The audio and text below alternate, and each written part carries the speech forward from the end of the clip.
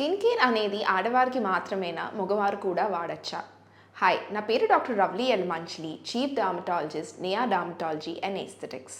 Skin అనేది ఆడవారిలో అయినా మగవారిలో అయినా కాన్స్టెంట్గా పొల్యూషన్కి, యువీ రేడియేషన్కి, మైక్రోబ్స్కి ఎక్స్పోజ్ అవుతూ ఉంటుంది. ఒక బేసిక్ స్కిన్ కేర్ రొటీన్ అనేది ఉంటే మన స్కిన్ని లాంగ్ రన్లో ప్రొటెక్ట్ చేసుకోవచ్చు. ఫిజియోలాజికల్గా మగవారి స్కిన్ ఆడవారి స్కిన్ కంటే కొంచెం డిఫరెంట్గా ఉంటుంది. మగవారిలో ఆయిల్ ప్రొడక్షన్, స్వెట్ ప్రొడక్షన్ ఎక్కువగా ఉంటుంది. అలాగే స్కిన్ థిక్నెస్ కూడా ఎక్కువగా ఉంటుంది. దాన్ని బట్టి మన స్కిన్ కేర్ ప్రోడక్ట్ అనేది మనం చూస్ చేసుకోవచ్చు. మగవారిలో కూడా స్కిన్ టైప్ అనేది oily skin type, dry skin type or combination type ఉండొచ్చు. సో బేస్డ్ ఆన్ దిస్ మనం మన స్కిన్ కేర్ ప్రోడక్ట్ని చూస్ చేసుకోవాల్సి ఉంటుంది. ఒక క్వాలిఫైడ్ డర్మటాలజిస్ట్ని కనుక కన్సల్ట్ అయితే వారు మీ స్కిన్ని ఎగ్జామిన్ చేసి ఎగ్జాక్ట్గా ఏ స్కిన్ టైపో తెలుసుకొని దాన్ని బట్టి ప్రోడక్ట్ని రికమెండ్ చేస్తారు. స్కిన్ కేర్ అనేది ఎప్పుడైనా స్టార్ట్ చేయొచ్చు. It's never too late to start a skin care routine. మన స్కిన్ కేర్ రొటీన్లో మనకి ఒక face wash, sunscreen, moisturiser and ఒక యాంటీ ఏజింగ్ క్రీమ్ ఆర్ మన కన్సర్న్ని ట్రీట్ చేసే క్రీమ్ అనేది ఉంటే సరిపోతుంది. స్కిన్ కేర్ రొటీన్లో ఫస్ట్ వచ్చేసి ఫేస్ వాష్. ఫేస్ వాష్ అనేది మనది ఆయిలీ స్కిన్నా, డ్రై స్కిన్నా అన్న దాన్ని బట్టి చూస్ చేసుకోవచ్చు.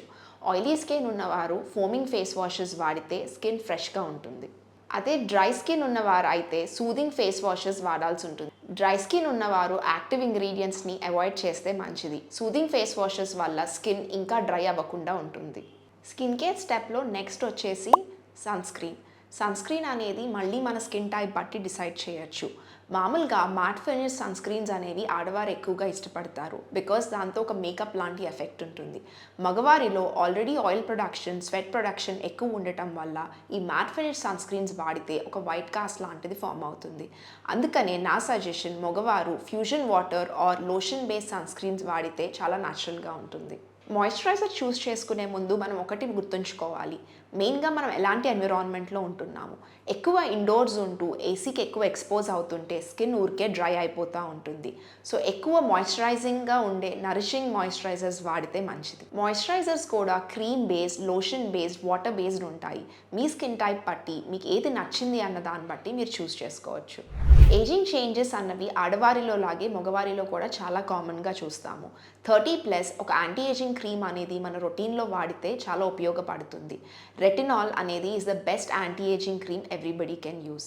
రెటినాల్ అనేది స్లోగా స్టార్ట్ చేసి ఆల్టర్నేట్ డేస్ వాడుతూ గ్రాడ్యువల్గా దాని కాన్సన్ట్రేషన్ అండ్ ఫ్రీక్వెన్సీ పెంచుకుంటూ ఉంటే స్కిన్ మీద ఎలాంటి ఇరిటేషన్ ఉండదు.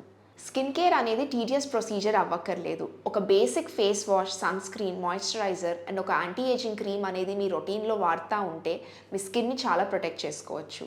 బియర్డ్ స్టైలింగ్ అనేది మగవారిలో ఈ మధ్య చాలా కామన్ అయిపోయింది.